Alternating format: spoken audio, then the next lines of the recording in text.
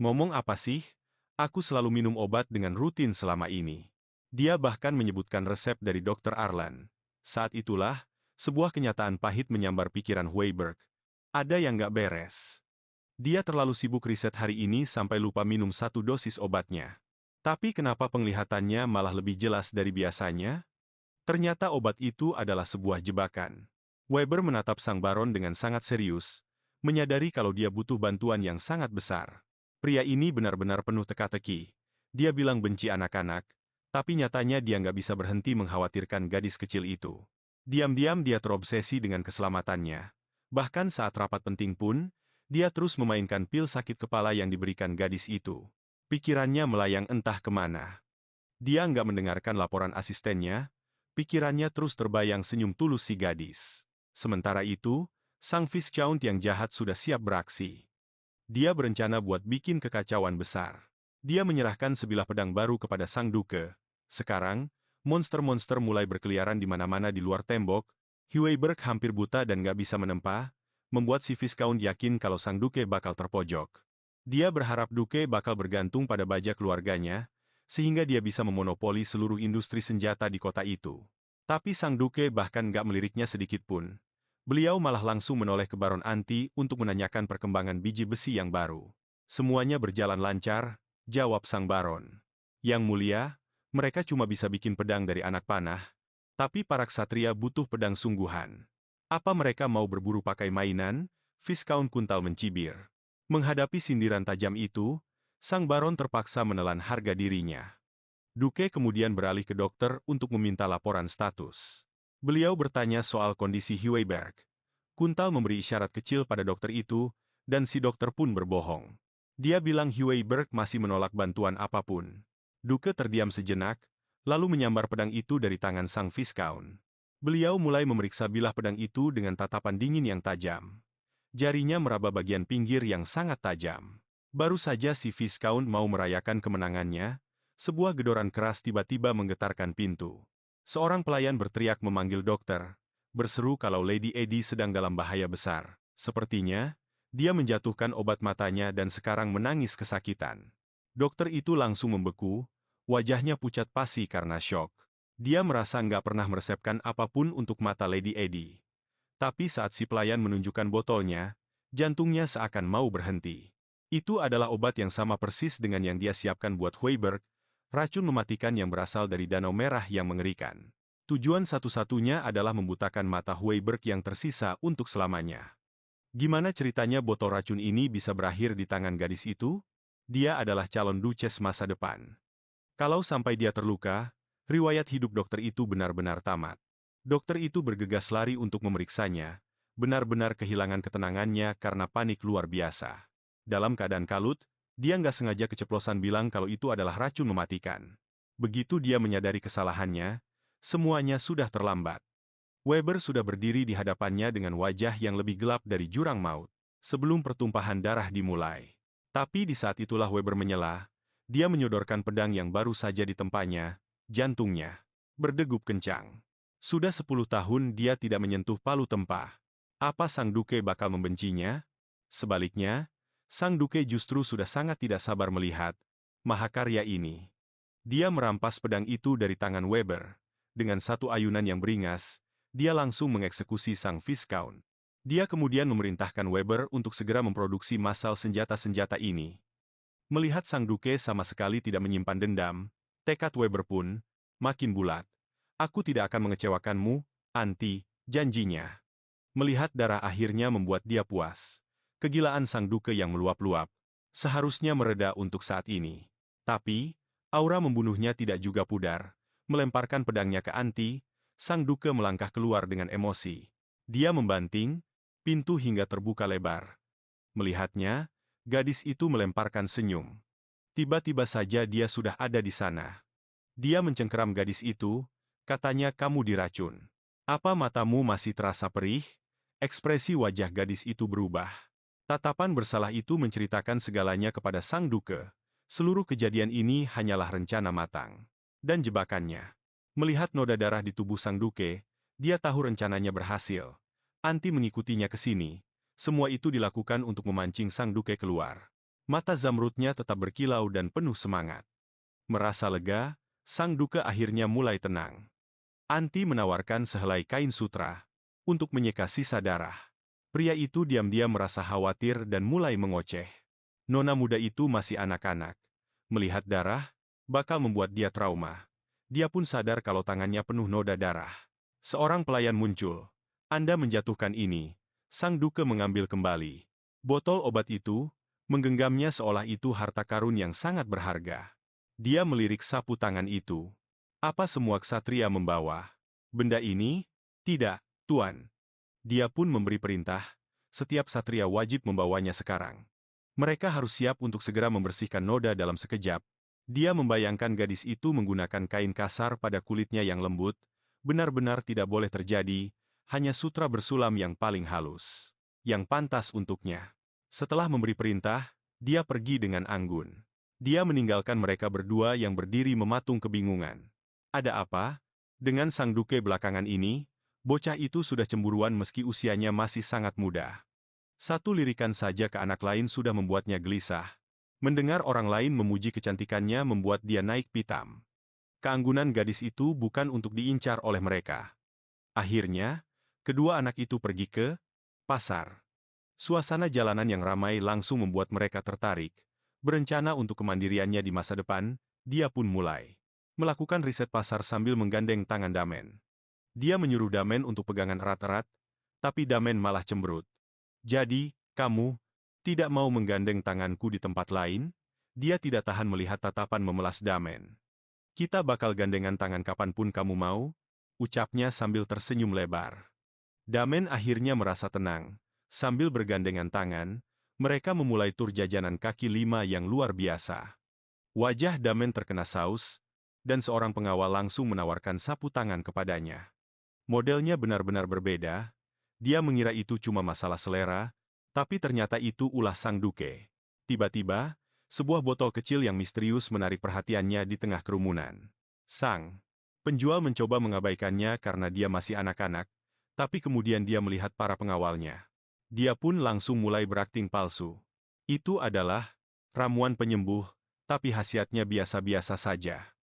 Meski harganya mahal, kualitasnya sampah. Awalnya dia menginginkan itu untuk sang duke. Mengingat wajahnya saat dia memberikan obat, dia berpikir kalau sang duke mungkin bakal membenci benda ini. Sang pelayan menyebutkan soal sebuah tradisi lokal. Anak-anak yang baru pertama kali pergi keluar harus membeli hadiah untuk keluarga.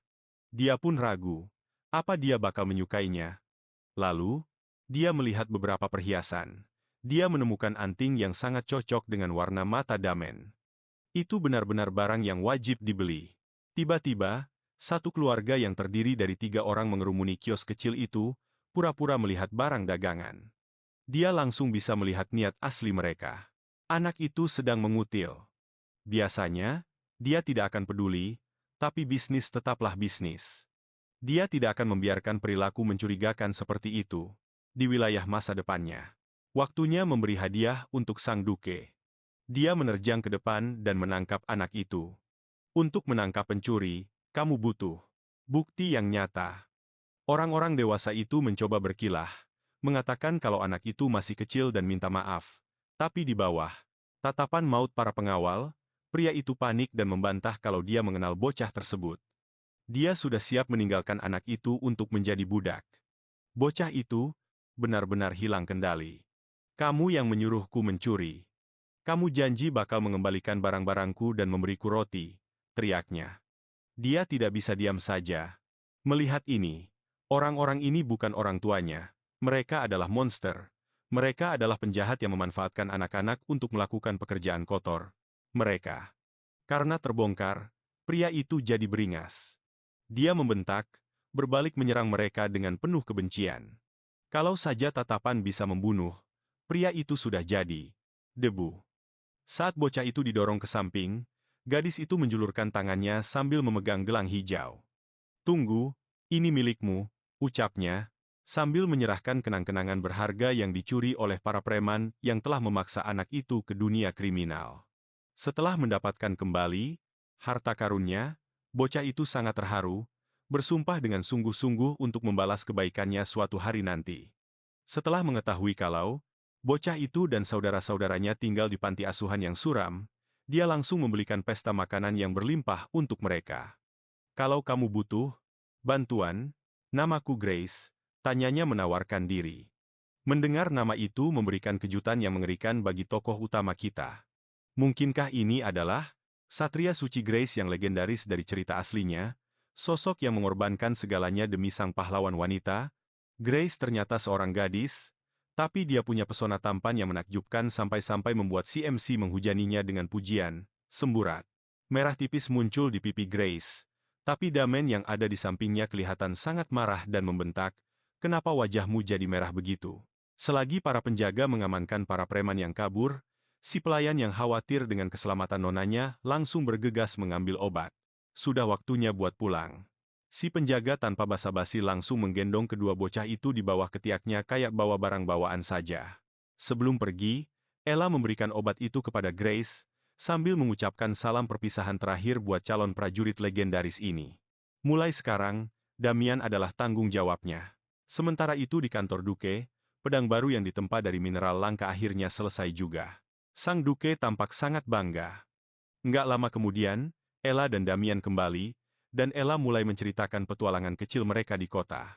Dia menunjukkan oleh-olehnya, sepasang anting yang sangat elegan. Sang Duke secara refleks memegang telinganya, sambil mikir di mana dia harus menindik telinga.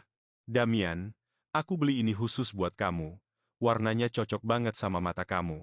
Gerakan Duke langsung kaku seketika karena syok, hatinya kayak kena serangan mental 10.000 poin. Sambil tersipu malu, Damian mengeluarkan sebuah kalung zamrud dan berbisik, "Aku juga punya hadiah buat kakak." Kegirangan, Ella bersorak soal betapa cocoknya chemistry mereka, tanpa sadar kalau wajah Duke sudah mendung dan gelap banget. Pria itu nggak ngomong sepatah kata pun, tapi tangannya perlahan-lahan mencengkeram erat hulu pedang barunya. Merasakan adanya ledakan yang akan terjadi, Ella segera menengahi sebelum mereka berdua sempat kabur. "Nggak ada hadiah buat ayah?" tanyanya. "Tentu saja ada." Ella dengan percaya diri memanggil penjaga buat melaporkan penggerebekan kriminal yang baru saja mereka lakukan. Dia menjelaskan kalau dia membereskan para preman lokal sebagai kejutan spesial, soalnya dia bingung mau kasih hadiah apalagi buat Duke. Rasanya kayak beban berat baru saja terangkat dari pundak sang Duke. Tapi yang lain malah mematung, Baron Weber bahkan menatap Duke dengan rasa kasihan yang mendalam. "Apa itu benar-benar hadiah? Itu sih namanya cuma nambahin tumpukan dokumen. Kenapa sih cari kado yang normal aja susahnya setengah mati?" Malam itu, saat mengeringkan rambut Damian, bocah itu tampak sangat bahagia, masih kegirangan gara-gara jalan-jalan bareng tadi. Dia benar-benar jatuh hati sama hadiah pertama yang pernah dia terima dari Ella. Tapi, masih ada sedikit rasa kecewa yang tersisa. Dia benci dipanggil imut. Dia pengen banget kelihatan ganteng, sama kayak cewek yang mereka temui tadi siang. Sadar kalau Damian masih kepikiran soal pujiannya buat Grace, Ella tahu dia harus segera meluruskan suasana. "Sebenarnya aku lebih suka tipe yang imut." Ella menenangkannya. "Lagi pula kamu itu imut sekaligus ganteng kok." Setelah hari yang panjang, rasa lelah akhirnya terasa. Damian bertanya apa lukanya masih sakit, padahal sebenarnya, Ella cuma lagi akting saja. Dia sudah mengajari Damian kalau kebohongan strategis itu terkadang lebih baik daripada menderita nggak jelas. Ella sengaja pura-pura jatuh tadi. Jatuh tersungkur itu adalah kunci buat menjebak para preman. Itulah yang dia sebut sebagai kebohongan demi kebaikan. "Jadi Damian, kalau kamu benar-benar menginginkan sesuatu, nggak apa-apa cari cara buat dapetinnya, asalkan kamu tetap jadi orang yang jujur dan terhormat. Selama kamu menginginkannya, dunia ini milikmu." Di novel aslinya, Damian ditakdirkan buat hidup menderita. "Aku bakal lindungin kamu, apapun taruhannya." Tapi satu-satunya hal yang benar-benar diinginkan Damian jauh lebih sederhana. Dia cuma pengen ada di samping Ella selamanya. Sementara itu, si gadis sudah merencanakan pelarian besarnya setelah semuanya beres. Dia nggak tahu betapa dalam perasaan bocah itu sudah terikat padanya. Damian mendambakan masa depan abadi bersama. Di saat yang sama, Egi sedang mengasah kemampuan memanahnya. "Nona, bakat Anda benar-benar luar biasa," puji sang Barones. Egi cuma tersenyum tipis, mengakui kalau dia nggak nyangka Baron bakal kasih dia busur sebagus ini. "Omong kosong, kita kan sekarang sudah seperti keluarga," jawab sang nyonya. "Hadiah kayak gini sih nggak ada apa-apanya." Egi terdiam, Tenggelam dalam pikirannya sendiri, jauh di lubuk hatinya, dia sangat merindukan keluarga yang penuh kasih sayang. Tapi luka karena dibuang berkali-kali masih membekas sangat dalam. Ekspektasi yang tinggi cuma bakal berujung pada kekecewaan yang menyakitkan. Bagi mereka, keluarga mungkin cuma berarti dia adalah aset yang berharga. Dia berjanji bakal kerja lebih keras lagi buat ngebuktiin kemampuannya. Tapi, wanita bangsawan itu dengan lembut negur dia. Keluarga itu nggak dibangun di atas urusan bisnis, sayang. Ini soal kasih sayang dan gimana kita saling ngejaga. Jadi, jangan nanggung beban seberat itu sendirian ya. Itu adalah kata-kata paling hangat yang pernah dia dengar seumur hidupnya. Tepat di saat itu, putra baron yang bernama Gerard datang masuk. Ngeliat dia seneng banget pakai busur itu, Gerard langsung senyum lebar. Soalnya busur itu dia sendiri yang bikin khusus buat dia. Dengan penuh semangat, dia langsung maju buat ngajarin teknik-teknik memanah yang lebih oke saat itu juga. Ella nanya ke Gerard soal pedang buatan Hueyberg. Proses penempaannya akhirnya mulai makin serius. Tapi, karena ada ribuan pedang yang harus dibikin dan cuma Huey yang ngerjain sendirian, kemajuannya lambat banget sampai bikin frustrasi. Rasa cemas mulai ngehantui pikiran Ella. Kalau terus-terusan kayak gini, Huey bisa tumbang sebelum gudang senjatanya penuh. Karena kepikiran terus, tangan Ella gemeteran sampai anak panahnya meleset jauh. Dia buru-buru masuk ke hutan buat ngambil anak panahnya. Tiba-tiba, burung-burung gagak yang ngeri mulai terbang muter-muter di atas langit. Rasa merinding yang gak enak langsung nyelimutin tubuhnya. Makhluk-makhluk ini benar-benar kayak keluar dari mimpi buruk. Terus, tanpa diduga, salah satunya hinggap tepat di depan matanya. Gagak itu natap tajam seolah mau nembus jiwanya. Ella gemeteran sambil megang anak panahnya kencang-kencang seakan itu satu-satunya pelindungnya. Dia celingukan nyari celah buat kabur. Dia pengen banget kabur, tapi sekejap mata, gagak itu berubah jadi manusia. Gila banget, bocah. Apa lo temennya si pemilik palu itu? Gue denger lo yang nyembuhin matanya. Makin banyak manusia gagak yang turun, mereka. Mereka jelas-jelas mencari Huye. Aura haus darah mereka benar-benar menandakan kalau mereka adalah musuh. Tapi tiba-tiba, si pemimpin maju dan menggenggam tangan Ella.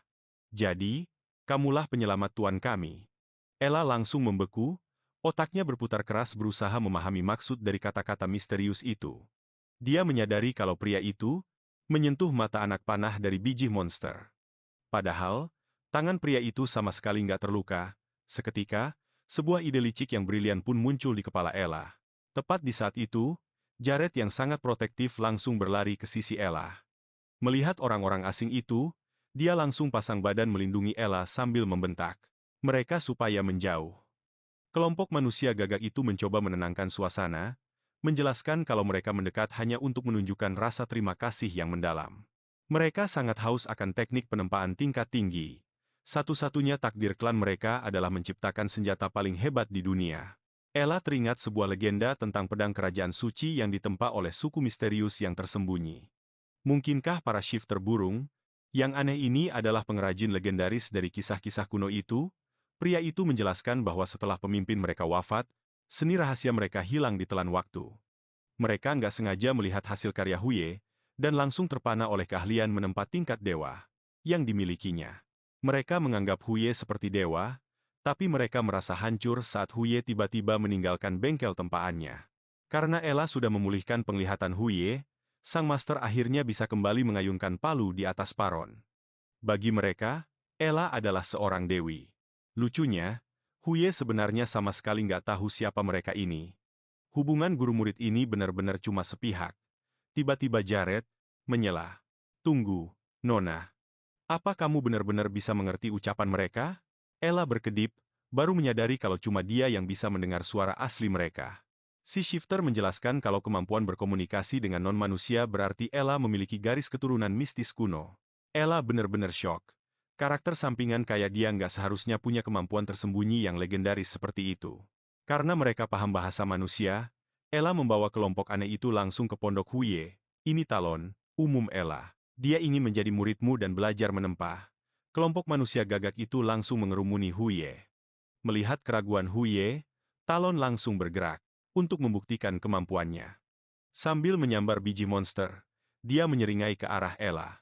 Kami akan menempa sesuatu yang jauh lebih hebat dari anak panahmu. Demi mendapatkan pengakuan Huye, Tangan si shifter gagak itu bergerak secepat kilat dengan kekuatan supernatural. Dia menempa anak panah dari biji monster dengan presisi yang luar biasa, jauh lebih ringan dan tajam dari apapun yang pernah mereka lihat.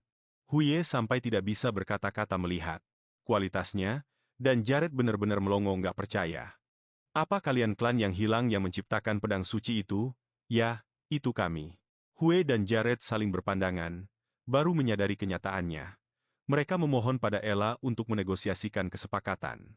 Dengan bantuan klan gagak, ribuan pedang itu bakal selesai dalam sekejap mata. Ella tersenyum licik dalam hati, sempurna, semuanya. Berjalan tepat seperti yang dia rencanakan. Tapi dia nggak akan memberikannya secara cuma-cuma. Talon bertanya apa Huye akhirnya mengakui kemampuan mereka. Sambil menunjukkan senyum nakal, Ella berbohong. Dia mengakuinya, tapi ada satu langkah terakhir yang sulit. Ella berbisik kepada para manusia gagak itu untuk bersikap dingin. Cuma dia satu-satunya penerjemah di sini. Kalau para pria ini mau bantuan tingkat dewa ini, mereka harus memberikan imbalan besar dulu. Malam harinya, Sang Barones dan Jared pulang ke rumah dengan hati yang gembira karena kemenangan ini. Jared tampak sangat ceria, benar-benar bersemangat buat membagikan kabar luar biasa ini kepada ayahnya. Egi benar-benar penyelamat mereka. Sejak kedatangannya, dia sudah membereskan semua masalah yang menghadang, membuktikan kemampuannya kepada semua orang. Karena itulah, mereka mengusulkan agar dia ikut pelatihan elit konsorsium. Dia jelas-jelas adalah calon pengusaha besar di masa depan. Sayangnya, label anak pencuri masih terus menghantuinya, membuatnya akan selalu dianggap sebagai orang luar. Jared ingin mengungkap bakat rahasianya, tapi ibunya langsung menghentikannya. Cuma orang-orang dari klan minoritas kuno yang langka yang punya kekuatan mistis semacam itu. Tapi klan-klan itu kabarnya sudah punah selama perang besar. Sekarang, cuma garis keturunan bangsawan yang memiliki kekuatan suci seperti itu. Jared berdiri mematung karena syok. Ibunya berbisik kalau dulu ibu Egi pernah menjarah harta paling berharga milik keluarga kekaisaran. Tapi gimana kalau dia nggak mencuri emas, melainkan anak kandung sang kaisar sendiri? Kalau jati diri Egi yang sebenarnya terungkap, dia bisa mati. Ibunya memperingatkan Jared untuk menjaga rahasia ini rapat-rapat. Sementara itu, Egi merasa terlalu bersemangat sampai nggak bisa tidur. Pikirannya sedang membara, merancang kerajaan bisnis masa depannya. Dia tersenyum menatap Damen yang sudah tertidur lelap.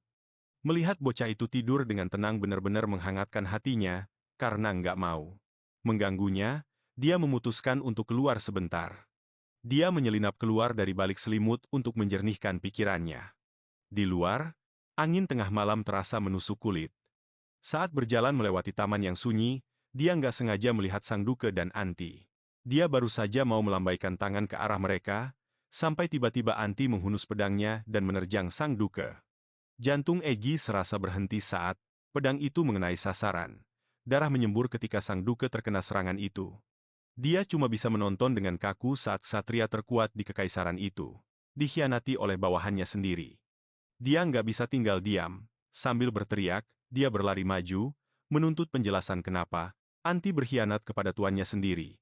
Anti terpaku karena tertangkap basah. Dia kelabakan mencari alasan, mengaku kalau itu cuma latihan tanding. Bohong banget. Apa aku kelihatan kayak bocah umur 3 tahun di matamu? Bentak Egi sambil melindungi Sang Duke.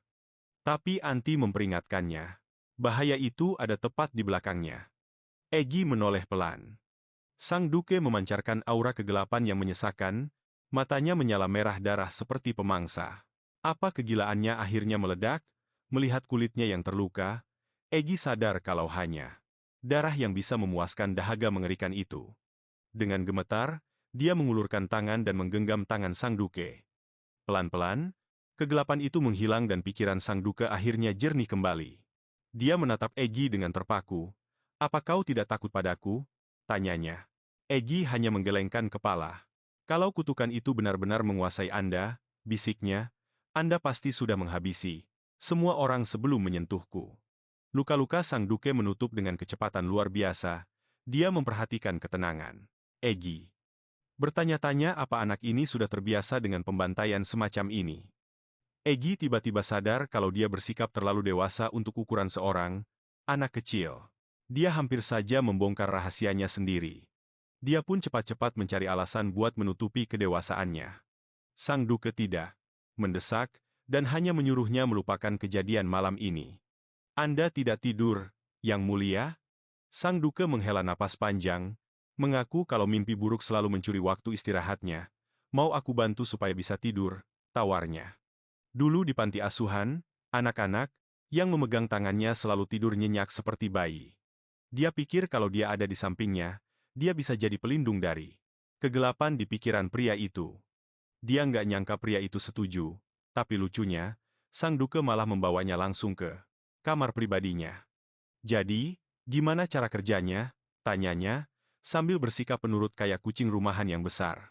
Egi menyelimutinya, menarik kainnya sampai rapat. Selimutan yang benar, omelnya, nanti Anda bisa masuk angin kalau dadanya terbuka begitu. Kehangatan itu obat tidur paling ampuh, gumam sang duke pelan, tapi dia tetap membiarkan Egi membungkusnya seperti lontong. Sang duke bertanya apa? Dia melakukan hal ini pada semua orang. Apa kau tidak pernah punya mimpi buruk sendiri? Tanyanya. Kehidupan nyata jauh lebih menakutkan.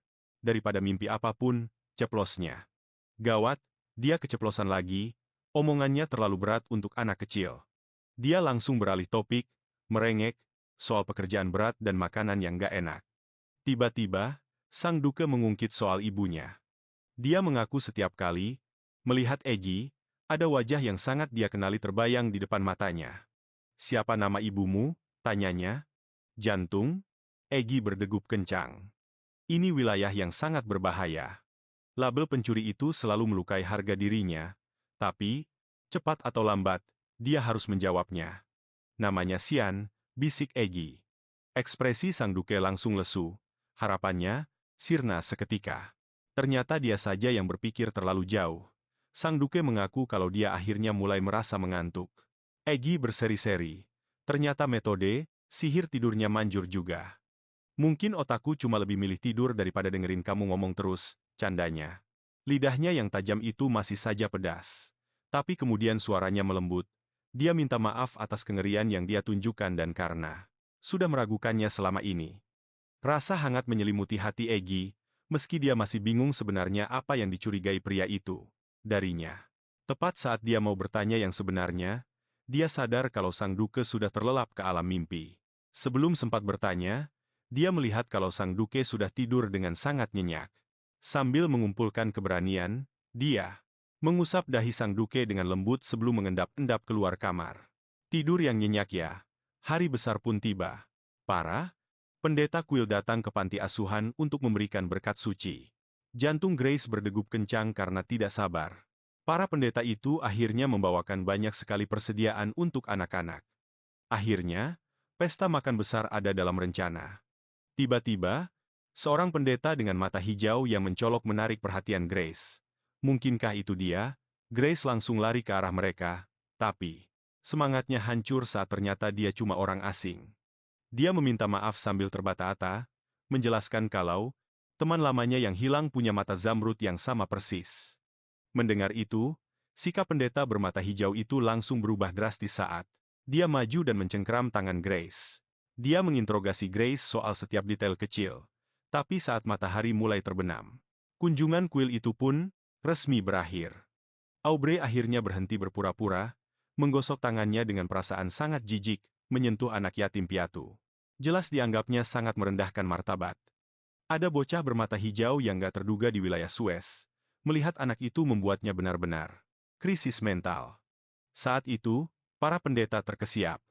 Mata Aubrey bermasalah, berubah-ubah dari hijau ke warna oranye yang mencurigakan. Apa ini cuma karena cahaya matahari terbenam? Aubrey langsung panik. Dia menutupi wajahnya, beralasan kalau dia benar-benar kelelahan. Setelah aman di kamarnya, dia langsung menenggak sebotol ramuan sihir untuk memperbaiki penyamarannya yang mulai pudar. Matanya kembali menjadi hijau. Benar-benar hampir ketahuan. Saat itu juga, sinyal sihir ayahnya muncul, suaranya menggelegar. Dari bola kristal, menuntut laporan. Aubrey bersiap membocorkan informasinya soal sang duke, tapi ayahnya malah menjatuhkan berita mengejutkan. Duke Suez sudah resmi menemukan pewaris. Sang duke ternyata sudah mengadopsi seorang anak.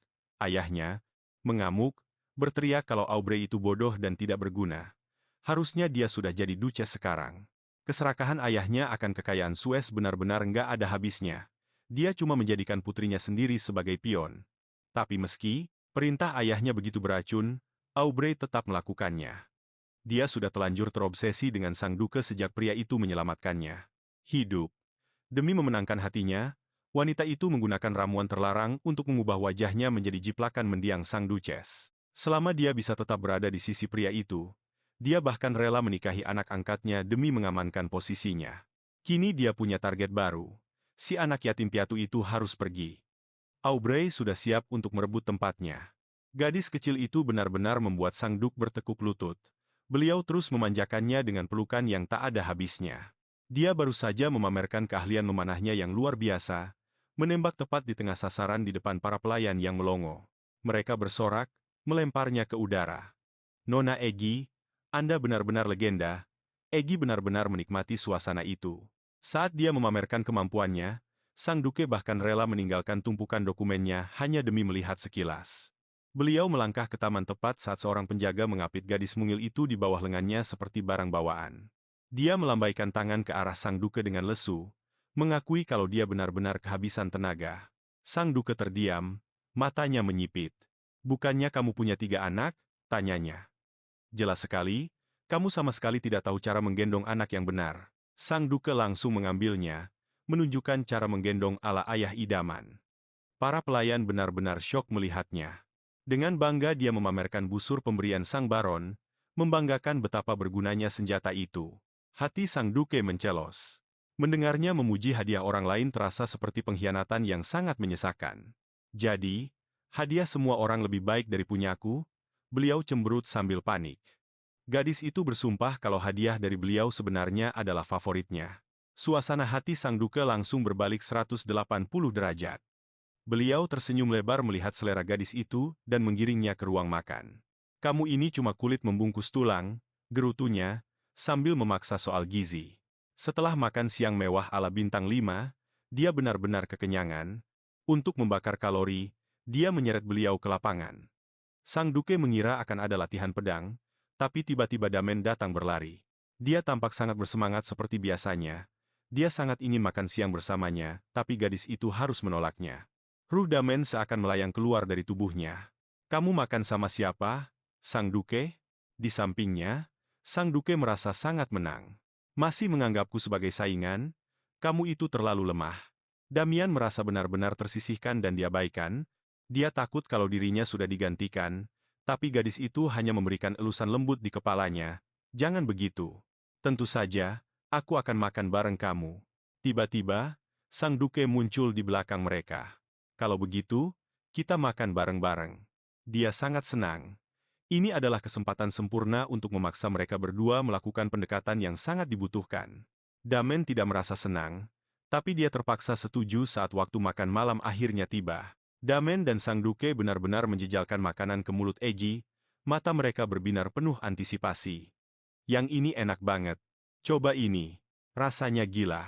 Tak disangka, mereka memperhatikan setiap suapannya. Tapi setelah 10 piring makanan manis, dia sudah siap untuk kabur. Penyesalan datang terlambat. Obsesi sang duke sangat jelas bagi semua orang kecuali dia sendiri. Bagi Egi, itu sama sekali tidak masuk akal. Kenapa juga beliau peduli? Dia pikir sang duke hanya ingin menjahilinya demi kesenangan. Belakangan, dia belajar menyimpul tali.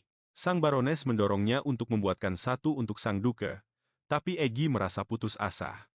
Beliau mungkin benci dapat barang dariku. Namun, simpul ini bukan sekadar tali. Ini adalah simbol ketulusan yang mendalam dari hatinya. Sang duke pasti akan sangat menghargainya. Egi menggenggam tali itu, benar-benar bimbang. Apa benar tidak apa-apa memberinya sesuatu sejelek ini? Tiba-tiba, bibinya membawa kabar. Sang duke akan pergi untuk memeriksa wilayah selama beberapa hari. Wajah sang duke tetap sedingin es saat beliau menatapnya tajam. Usahakan jangan bikin kekacauan selama aku pergi. Dia membalas dengan tatapan menantang. Aku bakal baik-baik saja. Lagi pula, sang baron dan Weber bakal ada di sini buat menemaniku. Suasana hati sang duke langsung memburuk. Kamu sudah menganggap mereka keluarga. Beliau pergi ke kegelapan malam, tampak lebih suram dari sebelumnya. Dengan terburu-buru dia mengambil simpul buatannya sendiri. Yang mulia, aku membuat ini sendiri. Sederhana sih, tapi katanya ini bisa melindungimu. Kalau Anda benci, tidak apa-apa. Tapi di tengah kalimatnya, sang duke langsung merampas jimat itu dari tangannya. Sambil menyimpannya, beliau menyeringai. Barang ini jelek banget, aku bakal menyimpannya selamanya cuma buat mengejekmu. Kehabisan kata-kata, dia terpaku. Dalam sekejap, tangan sang duke mengusap rambutnya. Aku cuma bercanda, bisiknya. Simpul ini sangat indah. Terima kasih. Sebelum berangkat, beliau mengucapkan pesan hati-hati yang sangat langka kepada Egi. Hatinya melambung tinggi dengan kegirangan yang tulus. Itu adalah kemenangan pertamanya, pujian nyata dari sang duke. Waktu berlalu cepat, dia dan Damen sedang mencoba beberapa pedang baja baru yang mematikan.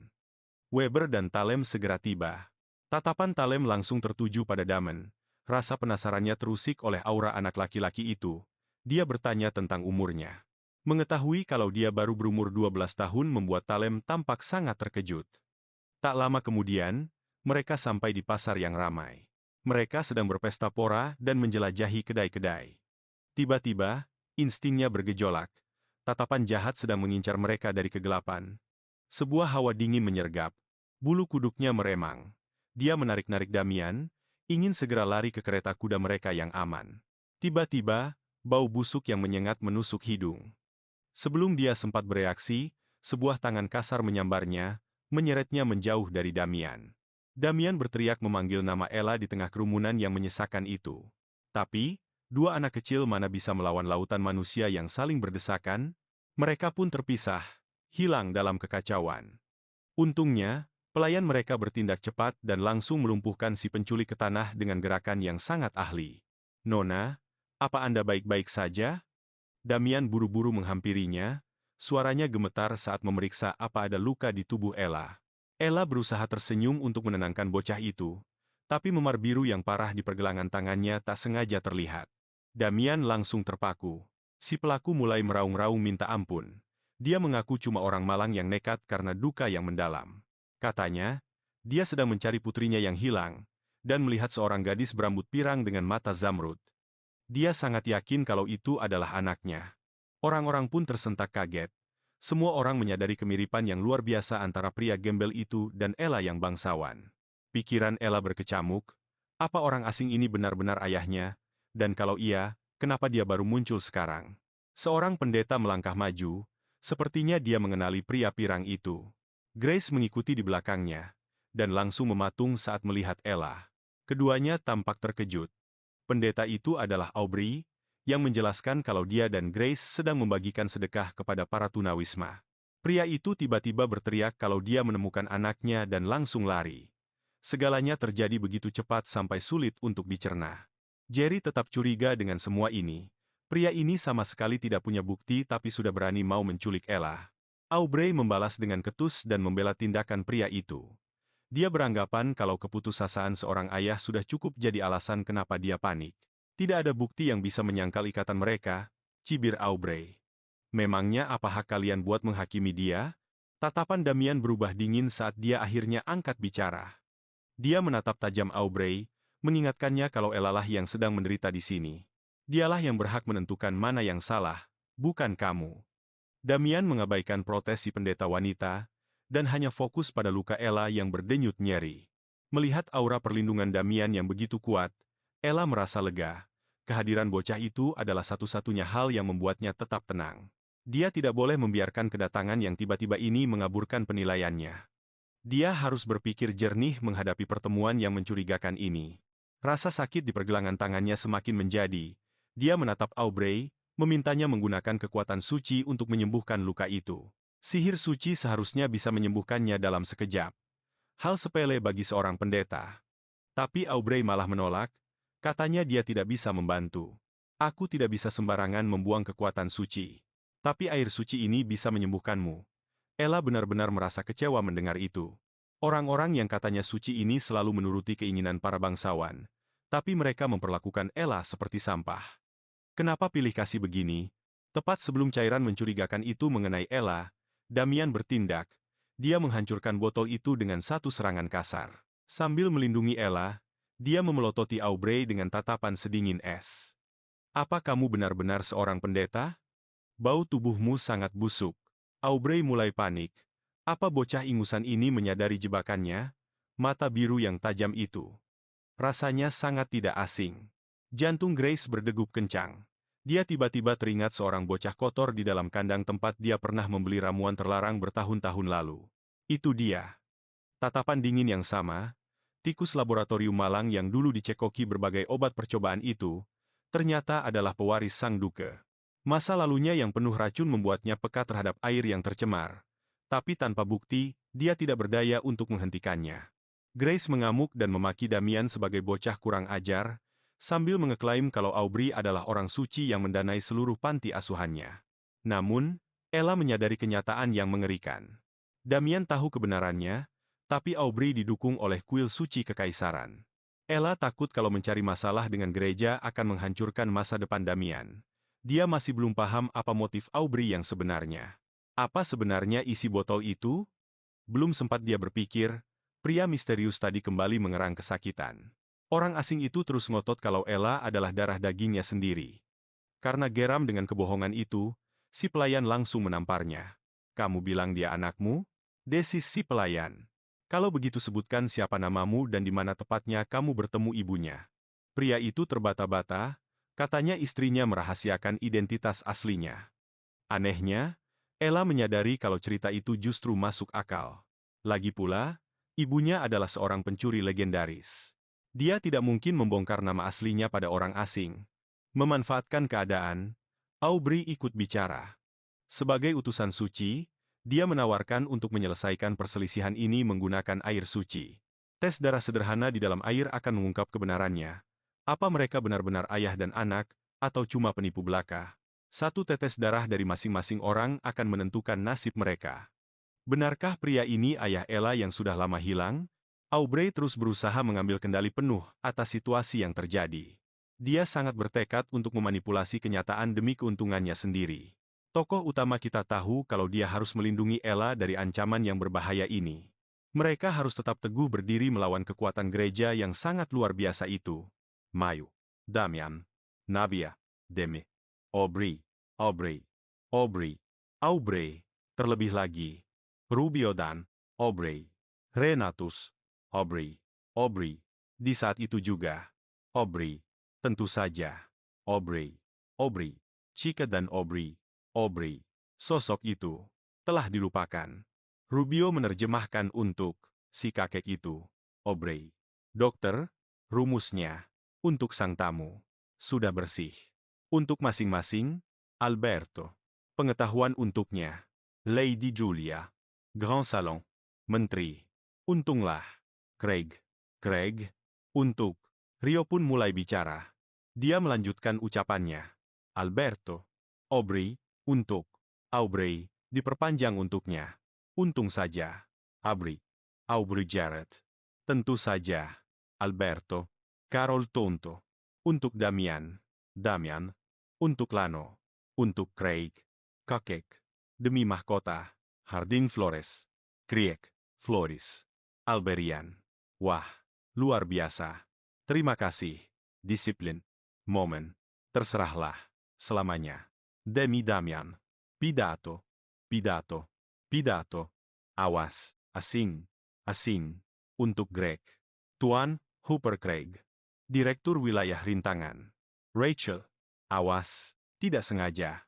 Begitu Ella memanggil, sekawanan gagak langsung menyelimuti langit hutan. Pertanda mengerikan ini bikin nyali Ventia langsung menciut sampai ke tulang. Ella berdiri tegak di depannya dengan tatapan dingin yang bikin merinding.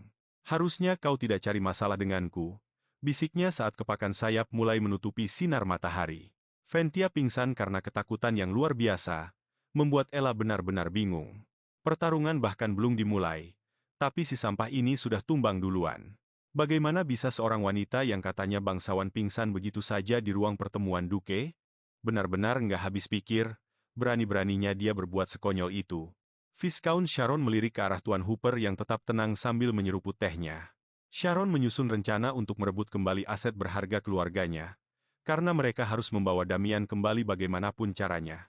Sharon, dia sempat bertanya-tanya, Apa Hooper itu benar-benar kawan? Atau cuma pengamat diam yang suka menghakimi? Tepat saat mereka mulai tenang, Duke Suez pun tiba.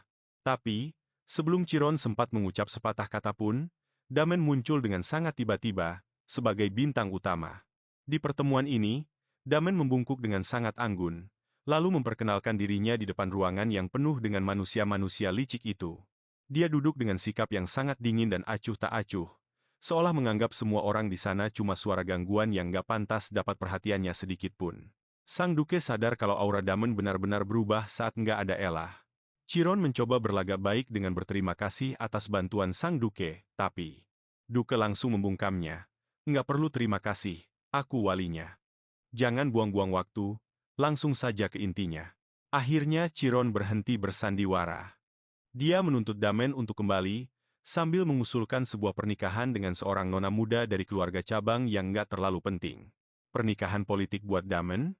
Mata Sang Duke langsung berkobar karena amarah. Kegilaan macam apa yang sedang kau bicarakan sekarang?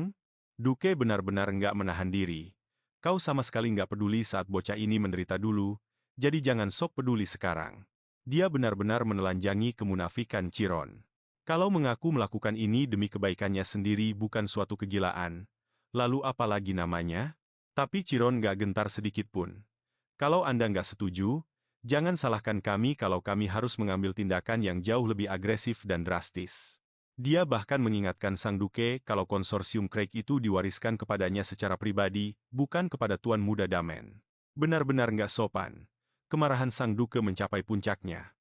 Tiba-tiba, kepala pelayan masuk dengan wajah yang sangat pucat, dan napas tersengal-sengal. Seluruh ruangan mendadak hening saat dia berteriak, "Tuan, gawat! Lady Ella dan Lady Ventia terluka parah." Damen bergerak secepat kilat. Dia orang pertama yang sampai di sisi Ella, dengan suara yang bergetar hebat. "Kamu nggak apa-apa. Mana yang sakit?" Ella meyakinkannya kalau dia baik-baik saja. Tapi Chiron cuma fokus pada Ventia, dengan rasa khawatir yang dibuat-buat. Ella sampai nggak bisa berkata-kata. Padahal dialah yang benar-benar terluka, tapi gadis itu malah menunjukkan akting yang luar biasa di depan semua orang. Ventia menyembunyikan wajahnya di dada ayahnya, sambil terisak-isak, seolah dia baru saja pulang dari medan perang. Benar-benar ratu drama. Chiron langsung memanfaatkan momen itu dengan menuduh. Ella telah merundung putrinya yang malang dan tak berdosa itu di hutan. Ventia memainkan peran sebagai korban dengan sangat sempurna. Ella berdiri di sana dengan geram, melihat betapa mudahnya semua orang di ruangan itu dimanipulasi. Situasi mulai terasa gawat bagi mereka. Tapi kemudian, Sang Duke maju ke tengah, auranya langsung membungkam seluruh ruangan. Karena kalian ingin saling menyalahkan, suara Sang Duke menggelegar. Katakan padaku, apa sebenarnya yang kalian lakukan pada anakku? Ella langsung terpaku. Apa Sang Duke baru saja menyebutnya sebagai anaknya sendiri? Dia hampir nggak percaya kalau Duke membelanya sekeras itu. Sang Duke sudah siap untuk bertarung, tapi Ventia yang masih memeluk ayahnya, menunjuk dengan jari gemetar dan menuduh Ella telah mendorongnya. Orang-orang yang melihat noda merah di gaun Ventia pun langsung terjebak. Mereka mulai berbisik-bisik soal betapa kejamnya Ella. Chiron menuntut hukuman yang sangat berat. Dia nggak akan puas sampai Ella menderita, tapi Damen punya rencana lain. Sebelum ada yang sempat bereaksi, Damen menyiramkan segelas air tepat ke arah Ventia. Seluruh ruangan seketika hening karena kaget. "Apa-apaan yang kau lakukan?" teriak Chiron. Damen cuma menyeringai. "Aku cuma menyiramkan air, tapi lihat, baju putrimu masih kelihatan sama persis." Ventia mengaku dia jatuh ke danau merah, tapi noda itu sama sekali nggak bereaksi seperti pewarna asli, logikanya benar-benar hancur. Chiron berusaha mencari alasan, bilang kalau bajunya sudah kering seiring waktu, tapi Ella nggak akan membiarkan mereka lolos begitu saja. Kalau dia benar-benar tercebur, sahut Ella, kenapa nodanya cuma ada di bagian atas saja, air nggak bekerja seperti itu. Bisikan-bisikan di ruangan itu langsung berubah arah. Semua orang sadar kalau si korban yang kelihatan polos itu, ternyata cuma pembohong besar. Keadaan akhirnya berbalik. Bayangkan saja, betapa beraninya dia berbohong tepat di depan wajah Sang Duke. Bahkan ekspresi datar Lord Hooper pun mulai retak karena rasa jijik. Tekanan makin terasa berat. Ventia, yang tadinya begitu sombong 1 menit yang lalu, mulai gemetar saat kebohongannya terbongkar di depan semua orang. Akhirnya, dia pun meledak. Karena rasa frustrasi dan amarah yang tak terkendali, dia keceplosan mengatakan yang sebenarnya tanpa memikirkan akibatnya. Ayah bilang damen itu milikku. Tapi gadis ini sudah menyihirnya, teriaknya histeris. Aku cuma mau memberinya pelajaran. Chiron mencoba membungkamnya, tapi semuanya sudah terlambat. Pengakuan itu menggema di seluruh aula seperti lonceng kematian. Wajah sang duke berubah menjadi sangat menyeramkan. Tatapannya begitu dingin, memancarkan niat membunuh yang murni kepada mereka. Dia terlihat sudah siap untuk melenyapkan mereka dari muka bumi. Bencana ini benar-benar menghancurkan rencana serakah Chiron untuk selamanya. Pasangan ayah dan anak yang memalukan itu pun lari dari kediaman dengan rasa malu yang luar biasa. Setelah sampah-sampah itu pergi, keheningan yang mencekam menyelimuti ruangan. Sang duke mengernyit sambil memeriksa pergelangan kaki Ella yang memar. Kenapa kamu terus-terusan terluka setiap hari? Berapa banyak lagi rasa khawatir yang harus kami tanggung? Damen menyahut, rasa frustrasinya meledak. Kamu sudah janji bakal hati-hati. Melihat ekspresi penuh kepedihan di wajah Damen, Ella merasakan rasa bersalah yang luar biasa. Dia pun bergegas meminta maaf, sambil berkali-kali bersumpah kalau dia akan benar-benar ekstra hati-hati. Harus lebih hati-hati mulai sekarang, tapi mereka tidak yakin. Melihat Ella benar-benar sedih, tatapan sang duke melembut. Ayah tidak menyalahkanmu, ayah cuma khawatir. Segalanya akan jadi berbahaya begitu semua orang tahu asal-usulmu yang sebenarnya. Jalanmu bakal makin sulit. Ella tahu dia benar. Mereka cuma bakal makin menderita gara-gara dirinya, tapi jangan takut. Aku bakal melindungimu. Percaya saja padaku dan berhentilah melakukan hal-hal nekat. Biar urusan orang dewasa aku yang tangani. Kamu cukup bermain, bermimpi besar, dan tidur yang nyenyak. Itulah satu-satunya tugas seorang anak. Ella terpana melihat kebaikannya, meski dia punya masa lalu rahasia. Inilah yang namanya kasih sayang seorang ayah. Dia lalu menoleh ke arah Damian, anak laki-laki ini, yang dulunya hampa emosi, sekarang menjadikan Ella sebagai pusat dunianya. Dia tidak akan menyia-nyiakan perasaan Damian. Sambil mengusap wajahnya, dia berbisik. Damian, aku bakal terus di sisimu. Aku bakal jadi perisaimu selamanya. Jadi, ayo kita menikah saja sekarang. Lamaran tiba-tiba itu membuat Damian kaku dan wajahnya memerah. Maksudmu, sebagai suami istri? Iya, kecuali kalau kamu gak suka. Tidak. Damian terengah, kewalahan oleh rasa bahagia yang mendadak. Wajahnya memerah sampai ke ujung telinga. Sambil menggenggam erat tangan Ella, dia berkata, aku mau. Sang duke yang melihat itu diam-diam kagum dengan keberhasilan mulus Damian. Kamu benar-benar jago memikat hati orang, Ella. Kupikir orang itu juga pasti bakal senang. Siapa yang papa maksud? Tepat saat itu, seorang pria melangkah masuk ke ruangan. Suatu kehormatan bertemu Anda. Saya Helen Hooper, asisten baru Anda mulai hari ini. Pikiran Ella berputar cepat. Dalam cerita aslinya, Helen Hooper adalah penyelamat konsorsium Reed setelah kematian tragis sang duke. Dia adalah mentor yang kejam, yang memberi Damian ujian brutal dan menghancurkan mental untuk mengujinya. Damian baru mendapatkan rasa hormatnya saat berusia 15 tahun, sepulang dari medan perang yang berdarah. Kedatangan Hooper adalah sebuah peringatan. Rencana pernikahan Ella akan menghadapi tembok besar. Ella menjerit dalam hati, aku baru saja melamar. Bos terakhirnya sudah muncul. Ini bukan lawan yang lemah seperti Bentia. Orang ini berada di level yang sangat berbeda, tapi sang duke sangat mempercayainya. Dia adalah bayangan paling setia dari keluarga Craig. Kalau Ella bisa menariknya ke pihaknya, dia akan jadi sekutu terkuatnya. Berpikir cepat, Ella membungkuk, halo, Pak. Saya Ella, mohon bimbingannya. Besoknya, Ella mendapati ruang kelasnya berubah total. Ruangan itu benar-benar jadi kerajaan permen dan mainan. Bingung dengan maksud Hooper, dia dengan hati-hati mengambil keranjang kecil berisi manisan. Selamat siang, Nona Ella. Maaf membuat Anda menunggu. Nada bicara Hooper tajam dan formal. Ella mengamatinya, jantungnya berdebar kencang. Apa sebenarnya niat pria ini? Sebelum kita mulai, bolehkah saya minta satu permen? Permintaan aneh ini membuatnya kaget. Dia hendak mengambil camilan tapi ragu sejenak. Apakah ini jebakan atau ujian? Dia tidak bisa santai begitu saja. Berubah dari yatim piatu menjadi seorang duces berarti setiap gerakannya dinilai. Hooper mungkin takut dia bakal jadi bocah yang sombong. Dikelilingi kemewahan ini, dia melewati manisan yang mencolok dan memilih puding sederhana. Ini lebih cocok buat Anda. Ini lembut dan manis. Hooper mengangguk sopan. Di usia saya sekarang, gigi saya sudah tidak begitu kuat.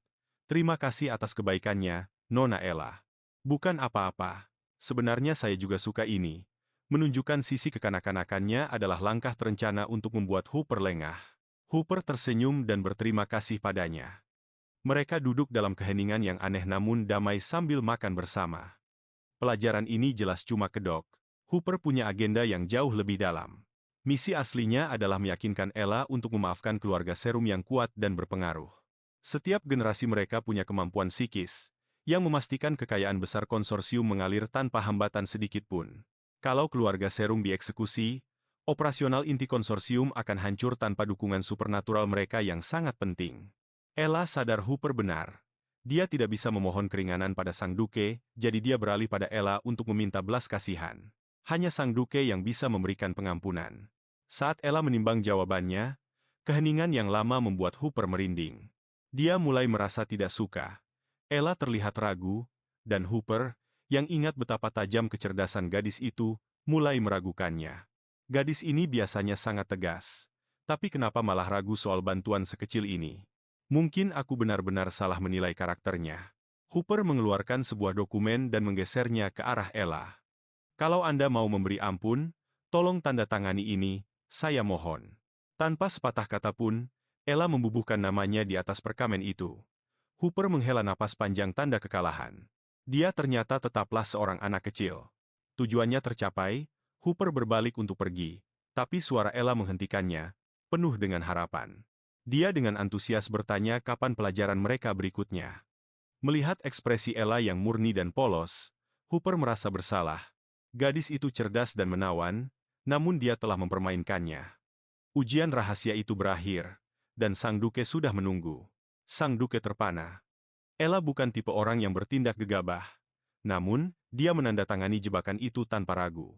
Sekarang penuhi janjimu. Seluruh drama ini sebenarnya adalah taruhan besar antara Sang Duke dan Hooper. Jika Ella menandatangani dokumen palsu itu, Sang Duke akan mengampuni keluarga Shaun. Pada saat itu, Sang Duke merasa yakin. Dia bertaruh bahwa Ella tidak akan pernah senekat itu. Hooper menyeringai, berpikir dia akhirnya berhasil mengalahkan Sang Duke yang legendaris. Tapi begitu Sang Duke melirik tanda tangan itu, dia langsung tertawa terbahak-bahak.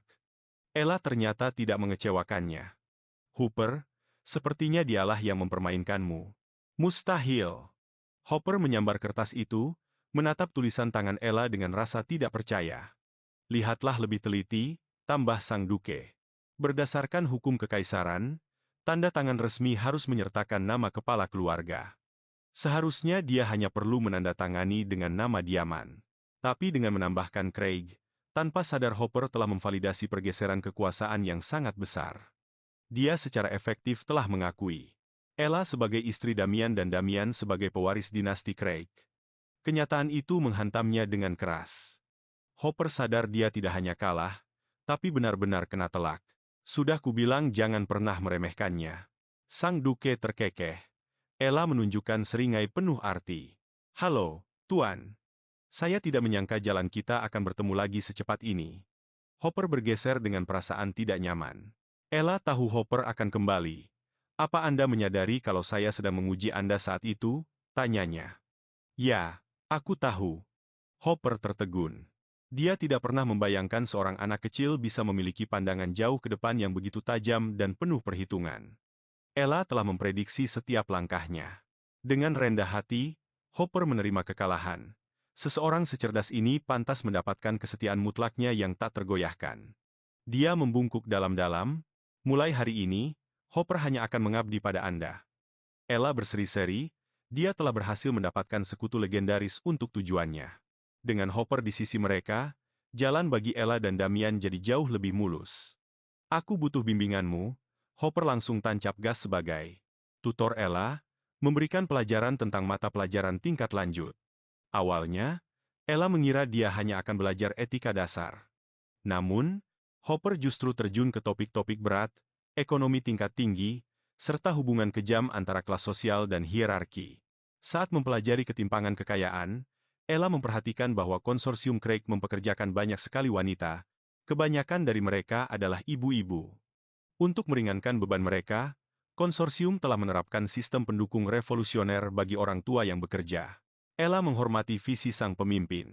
Di dunia di mana wanita seringkali disingkirkan, konsorsium ini tetap progresif secara mengejutkan. Dengan ragu-ragu, Ella menyebutkan seorang kenalan lama, seorang ibu baru yang sedang berjuang keras setelah melahirkan. Wanita itu tenggelam dalam tumpukan cucian. Bagi rakyat jelata, popok sekali pakai adalah barang mewah kelas atas yang tak terjangkau.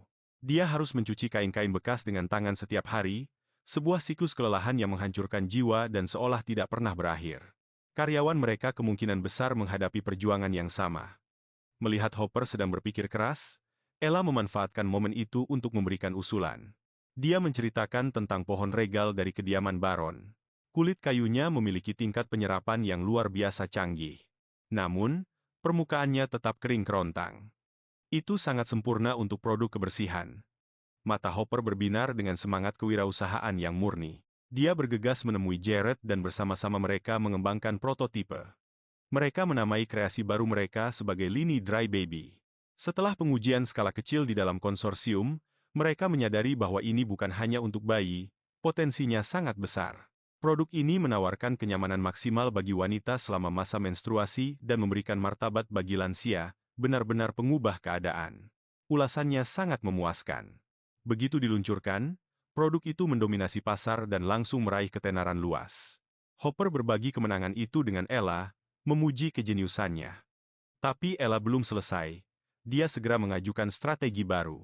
Jual produk tersebut dengan diskon besar-besaran kepada staf mereka sendiri, dan berikan pasokan bulanan kepada para ibu yang bekerja. Setiap wanita usia subur akan mendapatkan perlengkapan esensial Dry Baby. Bagi Ella, ini bukan sekadar bisnis. Ini masalah pribadi. Di dunia ini, norma sosialnya sangat kuno, pada dasarnya menjebak sebagian besar wanita sebagai ibu rumah tangga. Setiap wanita yang berani, melawan tatapan menghakimi itu dan memulai karier adalah sosok ikonik yang luar biasa. Misi Ella sederhana saja. Menjamin hak-hak paling mendasar mereka. Hopper setuju sepenuhnya. Strategi ini akan membuat konsorsium menjadi tempat kerja yang paling diidamkan. Tapi Ella belum berhenti di situ. Beberapa hari kemudian, dia dan Jared mengunjungi panti asuhan setempat. Mereka membawa banyak sekali perlengkapan Dry Baby. Ella merasa sangat diberkati memiliki dukungan Jared. Bersamanya, rencana-rencananya berkembang pesat. Jared mengingat anak-anak yang terabaikan, yang hidup dalam bayang-bayang. Tangan-tangan mungil mencuci selimut tebal di malam hari, ketakutan akan kegelapan dan mengompol. Keadaannya bahkan lebih buruk. Begitu anak perempuan mencapai masa pubertas, mereka benar-benar dibuang ke jalanan. Biaya bulanan mereka dianggap terlalu mahal. Donasi dari Ella benar-benar menjadi pengubah keadaan. Namun, ini bukan sekadar amal, dia sedang membangun kesetiaan masa depan bagi konsorsium secara strategis. Tiba-tiba, sebuah suara yang tidak asing memanggil. Itu Grace, yang tampak sangat hancur. Rasa bersalah menggerogoti Grace hidup-hidup karena telah membocorkan informasi kepada pendeta palsu yang licik, Aubrey. Kesalahannya telah menempatkan Ella dalam bahaya besar, dan dia tidak bisa memaafkan dirinya sendiri. Ella sama sekali tidak keberatan. Kecerobohan Grace justru membantunya menjatuhkan Aubrey lebih awal. Dia memeluk gadis yang sedang terisak itu, sambil berbisik, "Berhentilah menyalahkan dirimu sendiri. Itu bukan salahmu. Segera, tiba waktunya untuk pergi." Di perjalanan, Jared menyebutkan tentang panti asuhan suci. Ella menolak. Dia belum cukup kuat untuk merombak sistem yang rusak dan korup seperti itu. Dia akan kembali saat sudah bisa menjamin kebahagiaan mereka. Sementara itu, Dry Baby resmi diluncurkan. Ulasannya sangat luar biasa sukses. Ella berseri-seri melihat laporannya, merasa seperti seorang pemimpin besar. Sementara itu, sang duke memanjakannya, menyuapinya camilan seolah Ella adalah seorang putri sejati. Jared pun menyerahkan laporan penjualan mingguan. Edgy terus memantau perkembangan sambil belajar bareng Hopper, atau lebih tepatnya, dia cuma nguping sih. Dia lagi asyik banget nikmatin coklat premium pas tiba-tiba. Dia sadar sesuatu. Semua orang bilang berat badannya naik. Si Duke malah nyubit pipinya gemas sambil maksa dia makan lebih banyak lagi. Pas banget, Hopper sama Jared datang bawa kabar gembira soal penjualan. Produk Dry Baby lagi laku keras. Baik di toko-toko maupun di kalangan konsorsium, taktik uji coba gratis ala Edgy emang jenius banget. Pelanggan yang puas pada balik lagi buat beli porsi kedua. Jared punya proposal besar, tapi rasa cemasnya tiap dekat Duke mulai kumat lagi. Edgy pun kasih dia coklat. Ini asupan energiku. Jared, ambil ini dan tunjukkan pesonamu. Jared terharu banget. Tiba-tiba si Duke langsung nyambar coklat itu dari udara. Si Duke langsung masukin coklatnya ke mulut sambil nyengir. Wah, ternyata manis juga ya. Edgy langsung cemberut. Ayah kan gak suka makanan manis. Jared sadar dia harus berani bicara. Dia usul buat nyumbangin permen toffee supaya dapat loyalitas merek jangka panjang dari para pelajar. Pikat mereka selagi muda, dan mereka bakal jadi konsumen setia seumur hidup. Edgy suka banget sama visi itu. Duke kasih lampu hijau tapi pakai peringatan. Kalau gagal, ada konsekuensinya. Edgy pun gercep ngerayu Duke pakai coklat lagi. Dia nyuapin si Duke sambil berterima kasih karena sudah percaya sama rencana Jared. Hadiah spesial buat ayah. Perlakuan langka ini bikin Duke benar-benar luluh dan tunduk. Tapi tiba-tiba Hopper kasih kabar yang bikin kaget. Persiapan pernikahan antara Tuan Muda dan Nona Edgy harus segera dimulai. Kaisar mulai ikut campur, jadi mereka harus gerak cepat. Si Duke benci banget dengarnya. Dia merasa putri kesayangannya kayak mau dicuri orang. Dia menatap Edgy, berharap anaknya menolak. Edgy malah kegirangan. Aku sayang Damian. Ayo kita nikah. Edgy langsung lari gitu aja. Hati si Duke rasanya hancur berkeping-keping. Aku yang besarin dia. Dia malah pergi tanpa noleh sedikit pun. Karena lagi galau, si Duke numpahin kekesalannya ke Jared yang gak berdosa. Jared cuma bisa nangis dalam hati. Nona Edgy, tolong jangan tinggalin aku sendirian sama dia. Kediaman Duke jadi sibuk banget, bikin para pelayan kelabakan dan Edgy sendiri jadi super tegang. Karena hari pernikahan makin dekat, ada rasa cemas yang menggelayut di hatinya meskipun dia sudah berusaha tenang. Yang bikin makin parah, waktunya bareng Damian makin berkurang. Bahkan makan bareng yang biasanya rutin pun sekarang jadi barang mewah. Jadwal latihan brutal dari Hopper bikin Damian capek banget, mereka cuma punya waktu sedikit sebelum tidur. Karena Damian harus bangun subuh, Edgy milih buat nggak ganggu biar Damian bisa istirahat meskipun Hopper terus-terusan nekan mereka. Hopper terobsesi banget buat nyetak penerus. Padahal bocah 11 tahun itu butuh waktu buat jadi anak-anak biasa. Demi kesehatan fisik dan mental Damian, Edgy mutusin buat bertindak sendiri dan lompat keluar lewat jendela. Dia nemuin Damian lagi tenggelam dalam tumpukan buku pelajaran. Kecerdasan tingkat jeniusnya bikin mentor yang paling galak sekalipun sampai melongo kagum. Hopper nggak berhenti muji fokusnya Damian, sampai akhirnya nama Edgy disebut, dan seketika suasana langsung berubah. Tatapan Damian langsung tajam kayak predator liar. Insting pelindungnya langsung menyala tiap kali dia kepikiran soal Edgy. Dia memang keturunan keluarga Craig sejati, mewarisi darah pria-pria yang legendaris karena satu obsesi khusus. Pria-pria Craig itu bucin mampus sama istri mereka, tapi bakal jadi monster berdarah dingin ke siapapun yang berani cari masalah. Mereka selalu nyembunyiin sisi gelap itu dari orang yang mereka cintai, dan Hopper yakin Edgy belum pernah lihat sifat asli Damian.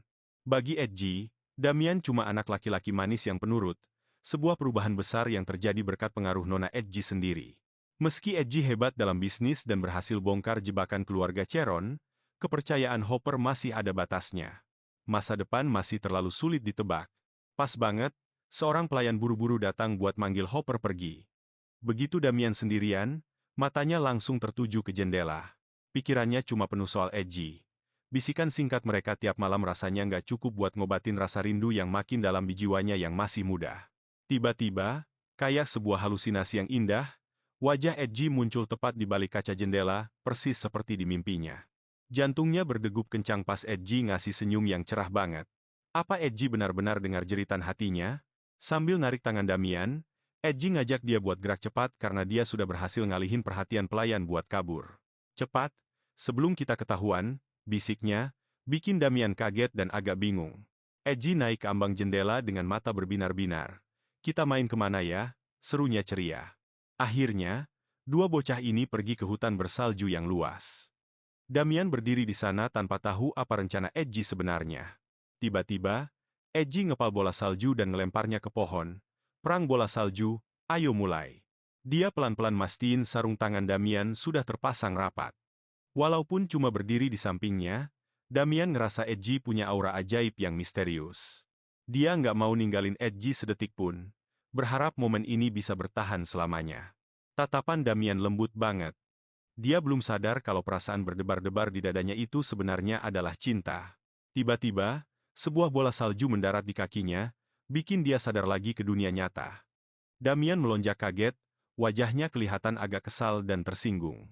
Edgy cuma ketawa dan ngeledek dia sampai akhirnya kedua anak itu memulai perang bola salju yang epik. Suara tawa mereka menggema di tengah hutan bersalju sampai.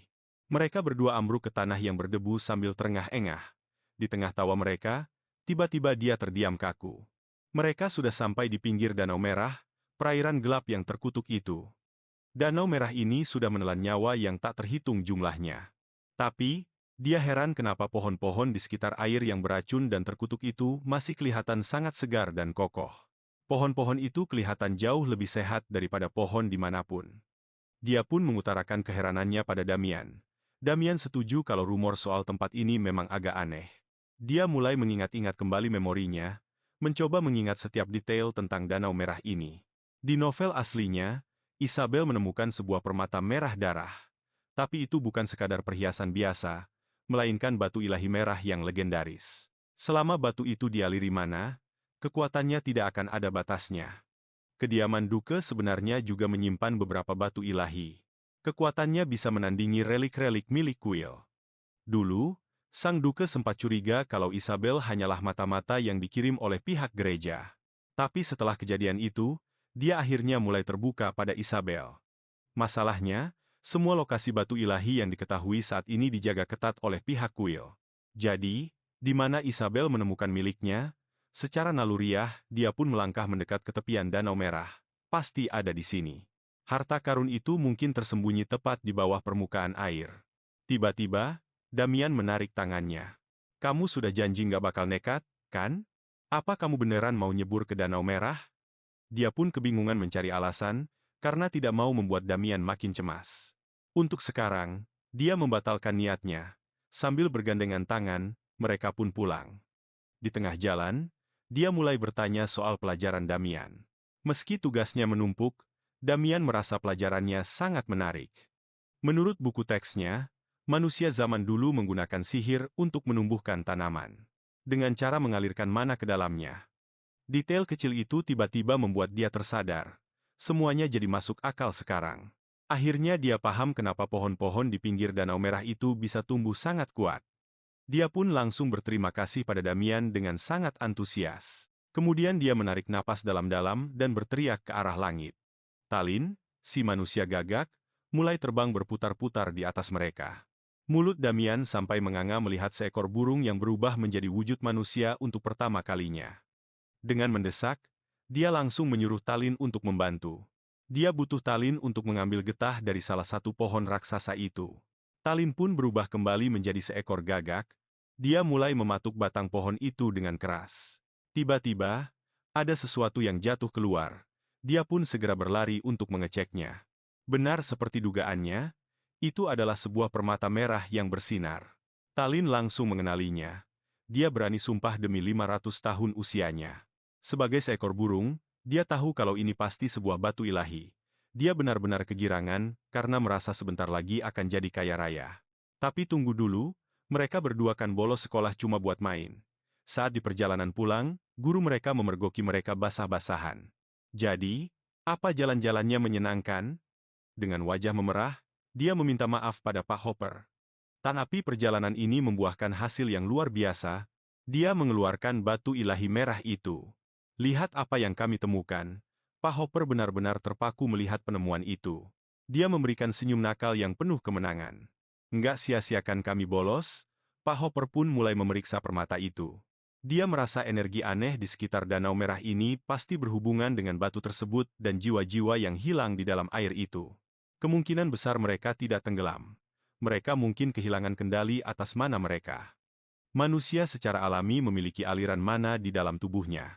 Memaksa mana berlebih masuk ke dalam tubuh bisa menyebabkan sakit parah atau kematian. Penemuan ini akhirnya bisa membersihkan nama wilayah mereka. Ini akan membuktikan kalau rumor soal tanah terkutuk itu cuma omong kosong. Pak Hopper mengakui kalau instingnya jauh melampaui murid lainnya.